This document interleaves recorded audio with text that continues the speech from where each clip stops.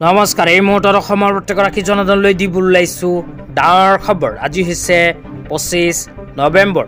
আজি অসমৰ লাখ লাখ দুখীয়াসকললৈ কেইখনমান চৰকাৰী আঁচনিলৈ দিব ওলাইছো ডাঙৰ খবৰ। তো যিসকল মানুহে ভিডিঅ'টোত ক্লিক কৰিছে অনুগ্ৰহ কৰি ভিডিঅ'টো স্কিপ নকৰি প্ৰথমৰ পৰা শেষলৈ চাই থাকিব, কিয়নো এইটো ভিডিঅ'ৰ মাজত চৰকাৰী ঘৰৰ পৰা আৰম্ভ কৰি অৰুণোদয় আঁচনিলৈ কেইখনমান গুৰুত্বপূৰ্ণ খবৰ আপোনালোকক প্ৰদান কৰিম। অনুগ্ৰহ কৰি ভিডিঅ'টোত ক্লিক কৰিছে যদি ভিডিঅ'টো স্কিপ নকৰি প্ৰথমৰ পৰা শেষলৈ চাই থাকিব। লগতে মোৰ চেনেলত নতুন হ'লে প্লিজ চেনেলটো ছাবস্ক্ৰাইব কৰি মোৰ লগত থাকিব। তো বলক ভিডিঅ'টো আৰম্ভ কৰি আজি প্ৰথমটো গুৰুত্বপূৰ্ণ খবৰৰ বিষয়ে বিস্তাৰিত জানি লওঁ। তো আজি প্ৰথমটো গুৰুত্বপূৰ্ণ খবৰ হ'ল PMAYG চৰকাৰী ঘৰলৈ। তো যিসকল মানুহে এতিয়ালৈকে চৰকাৰী ঘৰ পোৱা নাই সেইসকল মানুহৰ বাবে আহি গ'ল ভাল খবৰ। চৰকাৰী ঘৰ নোপোৱা প্ৰতিজন যোগ্য হিতাধিকাৰীয়ে লাভ কৰিব চৰকাৰী ঘৰ।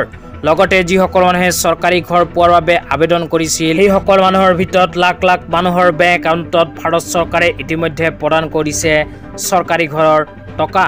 তো আপোনালোকে যদি চৰকাৰী ঘৰ পোৱাৰ বাবে আবেদন কৰিছিল এতিয়ালৈকে চৰকাৰী ঘৰৰ টকা সোমোৱা নাই, তেন্তে আপোনালোকেও অতি শীঘ্ৰে চৰকাৰী ঘৰৰ টকা লাভ কৰিব। লগতে এতিয়া আপোনালোকক জনাই দিছোঁ চৰকাৰৰ ফালৰ পৰা কেইমাহমান আগত আৰম্ভ কৰিছিল চৰকাৰী ঘৰৰ জিঅ' টেগিঙৰ কাম। তো যিসকল মানুহে চৰকাৰী ঘৰৰ বাবে নতুনকৈ আবেদন কৰিছে বা জিঅ' টেগিং কৰিছে সেইসকল মানুহৰ ভিতৰত এইবোৰ মানুহে যদি জিঅ' টেগিঙৰ কাম কৰিছে তেন্তে চৰকাৰী ঘৰ নাপাব। কোনবোৰ মানুহে নাপাব আপোনালোকক জনাই দিছোঁ, অনুগ্ৰহ কৰি ভিডিঅ'টো চাই থাকিব। তো ইয়াতে 1 নম্বৰত কোৱা হৈছে মটৰ চালিত 2-3-4 চকীয়া বাহনৰ গৰাকী। ইয়াৰ লগতে মাছ ধৰা নাও থকা সকলেও নাপাব চৰকাৰী ঘৰ। তো আপোনালোকৰ যদি মটৰ চালিত 2-3-4 চকীয়া বাহন আৰু মাছ ধৰা নাও আছে তেন্তে আপোনালোকে চৰকাৰী ঘৰ পোৱাৰ বাবে যোগ্য নহয়। 2 নম্বৰত কৈছে মেকানিক্স 3-4 চকীয়া কৃষি সঁজুলি থকা সকলেও নাপাব চৰকাৰী ঘৰ। তাৰপিছত 3 নম্বৰত কৈছে 50,000 টকা বা তাতকৈ অধিক ক্ৰেডিট লিমিট থকা কিষাণ ক্ৰেডিট কাৰ্ডৰ গৰাকীও নাপাব চৰকাৰী ঘৰ। ইয়াৰ লগতে কৈছে চৰকাৰী কৰ্মচাৰী হিচাপে যিকোনো সদস্য থকা পৰিয়ালসকলেও চৰকাৰী ঘৰ পোৱাৰ বাবে যোগ্য নহয়। তো তাৰপিছত 5 নম্বৰত কৈছে চৰকাৰৰ ওচৰত পঞ্জীয়নভুক্ত অকৃষি উদ্যোগ থকা পৰিয়ালেও চৰকাৰী ঘৰ পোৱাৰ বাবে যোগ্য নহয়। 6 নম্বৰত কৈছে পৰিয়ালৰ যিকোনো সদস্যই প্ৰতিমাহে 10,000 টকাতকৈ অধিক উপাৰ্জন কৰিলে সেইসমূহ পৰিয়ালৰ সদস্য চৰকাৰী ঘৰ পোৱাৰ যোগ্য নহয়। 7 নম্বৰত কৈছে আয়কৰ পৰিশোধ কৰা ব্যক্তি। 8 নম্বৰত কৈছে পেছাদাৰী কৰ পৰিশোধ কৰা সকল। 9 নম্বৰত কৈছে ফ্ৰিজৰ মালিক। 10 নম্বৰত কৈছে লেণ্ডলাইন ফোন থকা সকলে।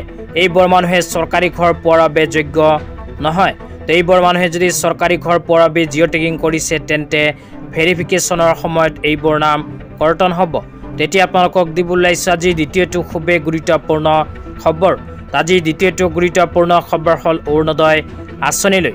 অৰুণোদয় আঁচনিলৈ ইয়াতে কোৱা হৈছে মাননীয় মুখ্যমন্ত্ৰী ডক্টৰ হিমন্ত বিশ্ব শৰ্মাই বিহু পূজাৰ সময়ত সৰু ল'ৰা ছোৱালীৰ প্ৰয়োজনীয় বস্তু কিনি দিব পৰাকৈ অৰুণোদয় আঁচনিৰ ধন বঢ়োৱাৰ বিশেষ মন্তব্য কৰে।